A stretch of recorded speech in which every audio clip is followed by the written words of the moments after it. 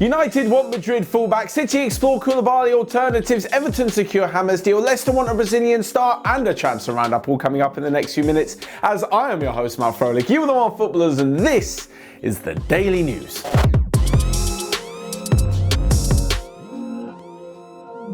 So first off, Manchester United are interested in Real Madrid fullback Sergio Reguilon. Now, rather interesting because he's such a good player, but there's just not really much space for him at Real Madrid. It's pretty much the same thing that happened with Achraf Hakimi earlier on in the summer.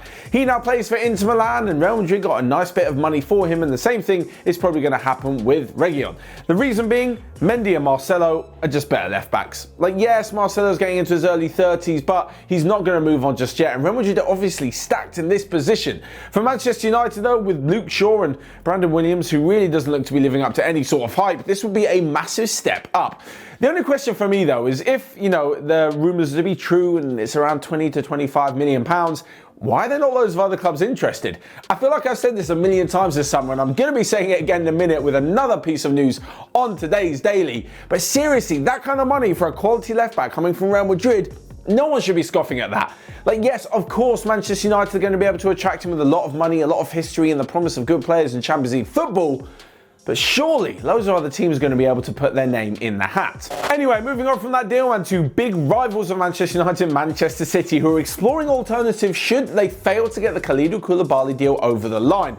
Now, the Napoli president has been saying that he regrets not selling Koulibaly for over 100 million a few years ago, and now the deal looks like it'll probably be done for between 70 to 80 million euros. So, if Manchester City don't want to spend that, they're looking at a few alternatives. One of them is Diego Carlos from Sevilla. He struck up a brilliant partnership with Jules Koundé at the back for Sevilla as they won the Europa League and finished in the top four. Now, there are rumours that Koundé is going to be leaving to Real Madrid next summer, so I highly doubt that Sevilla want to lose the heartbeat of their defence.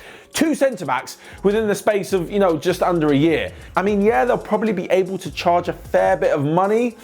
I just can't really see them doing it. And the other one is Jose Jimenez at Atletico Madrid. He's the best defender they've got. He's the best centre-half they have. And at 25 years old, he could have loads more years being the best player in their defence.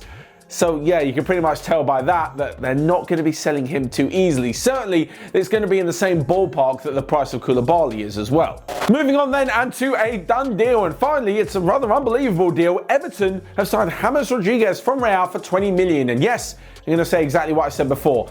James Rodriguez has not been in the best form recently, but at 20 million, why aren't more teams interested? Maybe they were, and he just wanted to move to Goodison Park. That is entirely plausible because he links up with manager Carlo Ancelotti for the third time in his career. The Colombian has joined on a 2-year contract with the option to extend by a further year, and honestly, this rounds off a pretty good window for Everton. They've brought in Allen from Napoli, Ancelotti's former club, and they've also agreed a deal to sign Abdou Doucouré from Watford. This is a brilliant Premier League midfielder with great experience, and yes, although he was relegated with Watford, he was definitely one of their shining stars in a pretty poor campaign. Could this finally be the season that Everton managed to break into the top 4, the top 6, and actually live up to all their hype with all the players they've got? Or will it be yet again more underachieving?